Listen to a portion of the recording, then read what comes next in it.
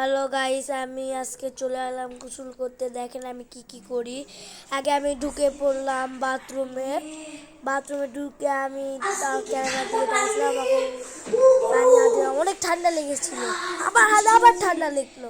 তারপর আমি ভাবলাম পায়ের পানি দিই, তারপর পায়ের পানি দিব, আরও ঠান্ডা লাগলো। তারপর আমি ভাবলাম কি করবো, সাবান দিয়ে আগে গাটা ঘষে নিই। এখন সাবান খুঁজে পাচ্ছি না। তারপর আমি বেসিন থেকে একটা সাবান খুঁজে পেয়েছি। ওই সাবানটা নিয়ে আমি এখন গোসল করবো। সাবানটা কষ্ট হচ্ছিল, কিন্তু আমি সিরে নিয়েছিলাম। সিরে নিয়ে আমি এখন গায়ে মাখলাম, গালে দাগে দিলাম। তারপর হাতে সাবানটা নিয়ে দুই হাতে দিলাম। দেওয়ার পর আমি এখন মাথা দিব। এবং কে কি বৃদ্ধি করে আমাকে বললেন বাথরুমে গেলে কমেন্টে বলে দেখেন আমি কীরকম করেছি।